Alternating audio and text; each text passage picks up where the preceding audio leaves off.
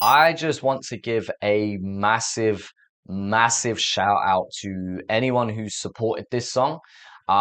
This is going to be my breakdown of my single Strangest Dreams, the only one I've put out at this time of recording in Australia. Filmed by the wonderful Kev Blindside, extra photography by Hayne Blindside. Um, and yeah, recorded at Malik One Lane Studio, and produced by Mikey Joe from the UK. I believe Mikey Joe is from the UK anyway. And yeah, man, this is our song Strangest Dreams. This was me announcing my stay in Australia. And it felt like a very important track to me for that reason. I've been looking through SD cards and folders and everything for a piece of footage I wanted to use in this video, and unfortunately I couldn't get a hold of it. Um, that would also give some extra context to this. And I'll talk about that a little bit later on in this video. But this is mainly going to be a lyrical breakdown of everything and kind of a little bit of context behind certain lyrics. And yeah, hopefully this is one of them videos that, you know, is probably not going to do loads of views, but to the people who do watch it and that do care about my music, hopefully it provides some value to you. So yeah, massive thank you. So yeah, let's get into this, man.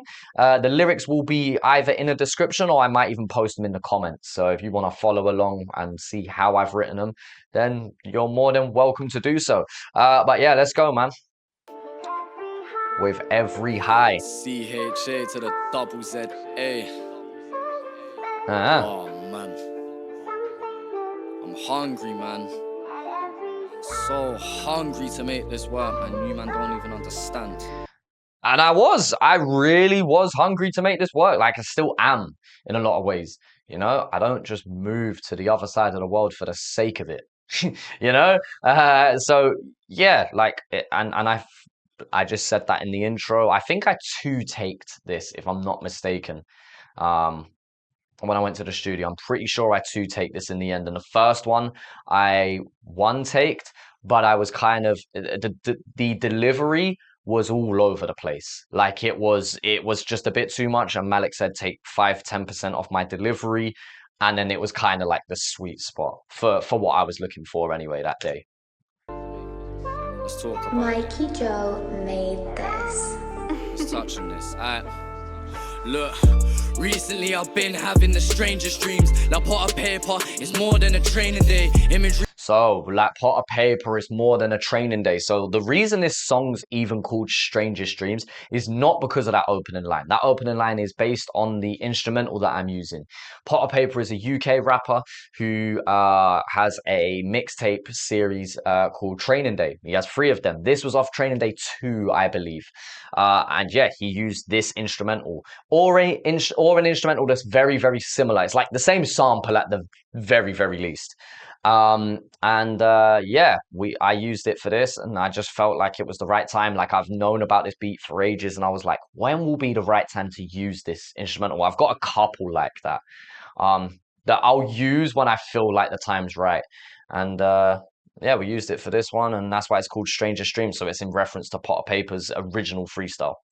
I've been having the strangest dreams. Like pot of paper, it's more than a training day. Imagery, let's paint away, I'm breaking free. I know it ain't my fault, but I'm forever blaming me.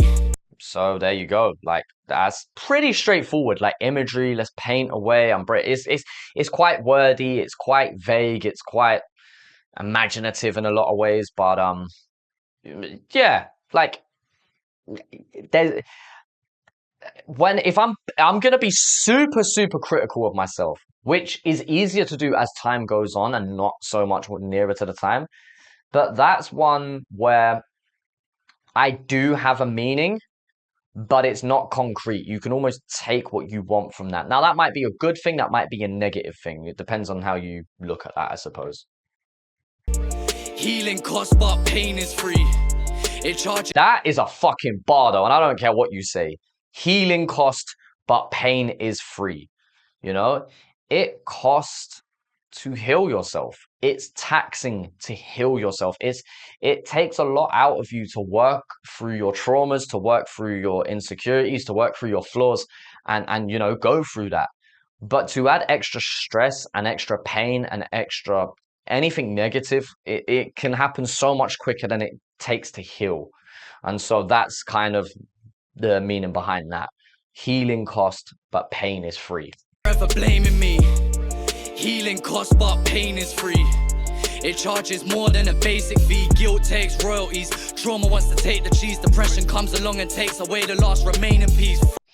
And that kind of plays into that whole scheme there. It's like, you know, it costs with all these different conflicting emotions, you know, it costs to fucking heal, you know. Guilt takes some of the royalties, and then trauma takes a bit of the cheese, and then depression comes along and just takes the rest of it. And between guilt, trauma, and depression, that is very, very taxing, you know. And it's kind of just split, and like imagine like a pie chart. It's like they all take their own slice of it. They all take their own percentage out of you. Fuck, man, is this how my head works? Recently I made a decision without the prep work.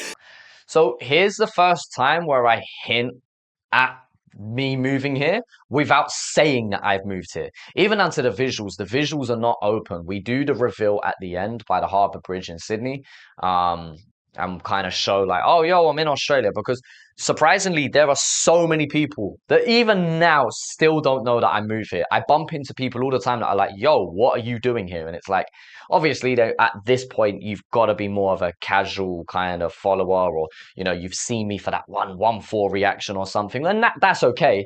But there's still people discovering that I'm even here, let alone moved here. And so to a lot of people, this was me kind of just teasing that I've done it without saying so. And it starts with, look, recently I've made a big decision without any prep work, which I hadn't planned on moving here. I decided mostly in my head from the plane from Kuala Lumpur to Sydney. I decided mostly on that flight that I'm going to move here, and it kind of cemented as time went on. But for the most part, that decision was made then. Dived in, head first, connections, networked. Been squatting till I find a house, I'm putting leg work, my head hurts. Been squatting till I find a house and put in leg work. So obviously a squat exercise is, you know, bending your knees and lifting yourself back up.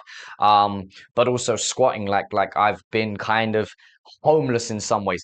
Not literally squatting. No, I was not in abandoned buildings, fucking roughing it that bad. But like sofa surfing, you know, bouncing from one person's house to another, bouncing around different hostels and trying to find an actual place to stay and live in, which I now very fortunately have.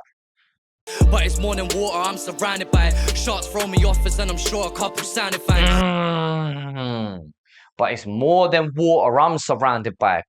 The sharks within that still throw me off, and I'm sure a couple sounded fine. You know what? Let me let this run a little bit more so there's more context. But it's more than water, I'm surrounded by shots throw me off, and I'm sure a couple sounded fine. But I spotted red flags, I swear down, I counted 5. Getting tired, worn on. That whole shark water scheme is effectively me saying I've sat down and had a lot of business discussions. And some of them were positive, but maybe we just have different ideas of what we want, kind of thing. So we kind of go our own ways, and there's no ill will towards those kind of people or teams or discussions. But there's definitely been some discussions without naming names that I've spotted many red flags within. I've definitely not come out of that conversation or meeting or even DM conversation with a feeling of good intent behind it, you know, and or just bad business. You know, I know what I'm worth now, and I understand what I can bring to the table, and I feel like I'm massively undervalued, you know. And so, yeah, kind of just understanding my worth and just saying like some of these things just don't add up, kind of thing. On this trail like a mountain bike, spotted red flags, I swear down, I counted 5. Getting tired, worn on this trail like a mountain bike. Getting tired, worn on this trail like a mountain bike trails, but I'm getting worn on this path that I'm following. Yeah, tires of a mountain bike. Mildly shitty bar now that I think about it, but not terrible either. Toss a penny in the fountain, right? But hold this pineapple like it's got to last a week. We got Aussie bars, son. A pineapple, obviously referring to a $50 note.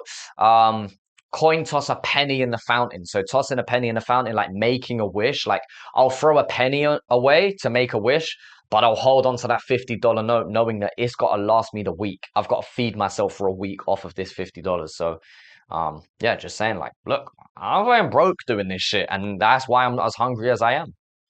How many rappers admit they're broke beyond past defeat? Say that they once were drop a track, now they're rich already. Bar, absolute bar. What are you talking about? How many rappers admit that they're broke beyond their past defeats? Because a lot of rappers will say that they come up in the track and never had nothing, but now they all have this, and I'm like, but 1 minute, it's your debut track. So how have you managed to do that? Are you saying that you're trapping? Because you can't say it's off this music thing. Believe it or not, there's actual rappers in this scene, or just within, not just Australia, UK, US, whatever. There's rappers that will be like, yo, but now the music thing's doing good. I'm like, big man, it's your first song. So I'm just questioning, when was you actually down? Because you've either got money and you've always had it, or you ain't got money now.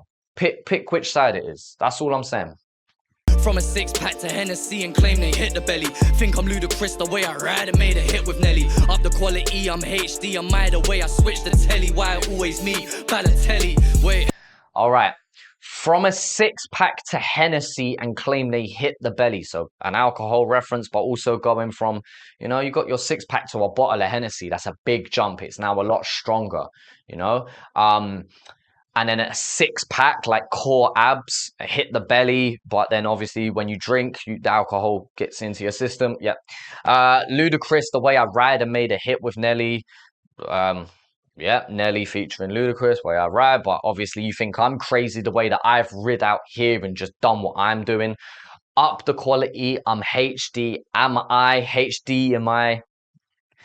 That's a kind of a bad bar, can't lie. The way I switched the telly, you know, helping your nan switch from HDMI 1 to HDMI 2, and she looks at you and goes, what? You're a fucking genius. Why always me, Balotelli? Balotelli was an Italian footballer, a black Italian footballer who often was racially abused and was often also negatively put in the media. Sometimes for good reason. Sometimes that was that brother's fault. Other times he was kind of scapegoated, and he famously scored a goal one time and lifted up his shirt, and on the vest underneath it said, why always me? And that's just me kind of sometimes feeling like, right, why do you always want to pick on me? Like, why am I always the downfall for this? I'm just speaking out on behalf of a group of people. So yeah, that can be depending on how you look at it, I suppose.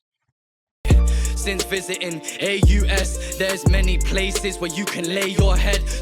So something that's becoming a staple of my flow, I'm understanding, wasn't intentional at first, but it just is now, is my 3-4 syllable multis that are overly emphasized. Now, I'm not the only person to do this. Plenty of people do this, but it's something that's definitely become more of a staple of my way of rapping.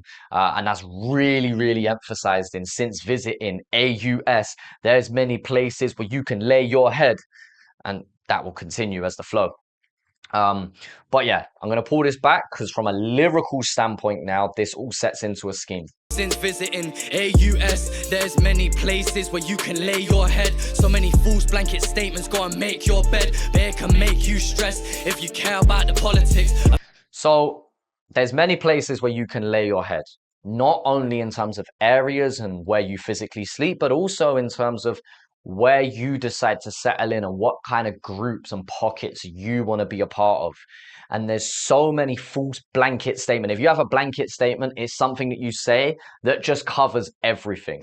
Go and make your bed. So you can make your own bed. You can, you know, when they say like dig a grave and lie in it, or make your bed and lie in it, that it can be said by some of the things that you say, and that applies to me also. And it can make you stress if you actually care about the politics of it all.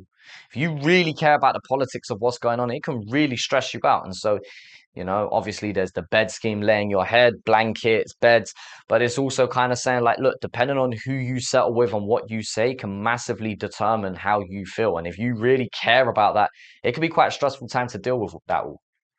A beast that lays asleep next to me, I never bothered it. I see so many A beast that lays asleep next to me, I never bothered it. That beast is the politics. I've never cared for the politics. I've always let it sleep beside me. I've never bothered it. I've always just let it sleep and just do its own thing. I'm not bothered by what that beast is doing. If you care about the politics, a beast that lays asleep next to me, I never bothered it. I see so many beefs and issues, both sides I wanna fix. They wanna punch on and that's a box that I don't wanna tick. Maybe I even did the same thing as the video. I see so many beefs and issues, and both sides I want to fix because I'm cool with both sides, you know? They want to punch on, and that's a box that I don't want to tick. Punch in, box in. They want to box, but I don't want to tick that box. I don't want them to do that. So obviously, double entendre there. I quite like that part. That one's quite clean. we can glue together. Maybe I'm just optimist, pessimist. How do I get this shit? I like that. Maybe I'm just optimist. Maybe I'm just optimistic, pessimist, and just basically that's an oxymoron. Two words that have opposite meanings side by side. So pretty ugly is an oxymoron. And yeah, it's kind of just like light. Can we like do some light and stuff? Yeah. Basically saying sometimes I'm optimistic and that can equally be dragged away and switched just like that. And I can be super pessimistic, you know? Yeah. Submarine diving in the deep end's my element. Left what's left of a family, I ain't no resident. A job a fair bit I cared about and I wasn't hesitant. Threw a good girl away for definite. Blew my savings, fuck care, I'm back decadence. Red button, send it, fuck it, I ain't celibate. Do you see how much I care about us? Look at what we're doing like I'm walking evidence. So you can really hear the emotion coming out within this part of the verse now. I let that run because there's quite a bit to dive in, but it all ties into each other. Submarine diving in the deep end's my element. I've always gone through life by jumping in the deep end and just going for it. But this time we're like submarine levels of it. Like we really are in the deep end. And I did that by moving here, but I haven't said that yet. But I throw in all these elements. So without knowing that, I've left what's left of a family. Like, boom. A job I fair bit cared about, and I weren't hesitant to leave it. A good girl I threw away for definite. Like, that's done. Blew my savings. Fuck caring about decadence. I don't care about looking nice and having nice things. Like, I'll blow my savings on making this work. Red button, send it. Fuck it, I ain't celibate. Obviously being celibate, not having sex, but red button, send it. Fuck it, I ain't celibate. Like, I'll send it. I'll fucking do it.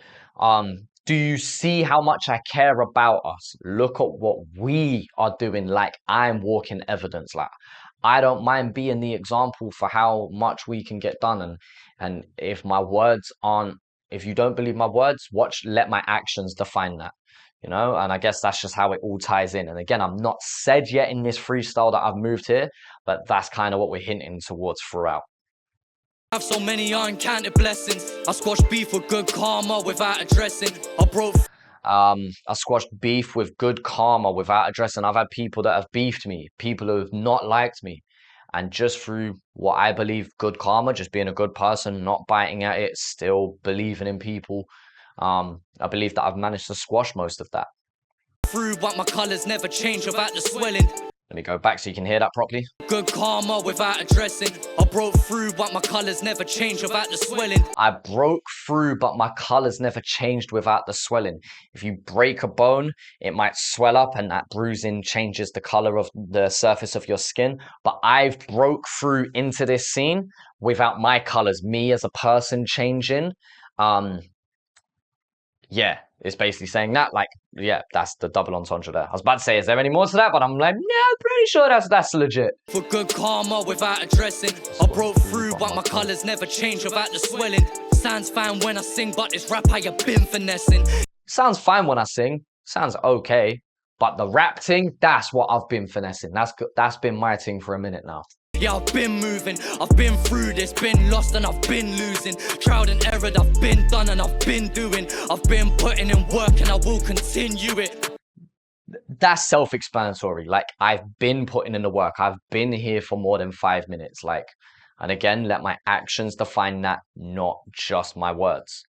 Like, fucking hell, CHAZZA blows any second, aka the skinny legend.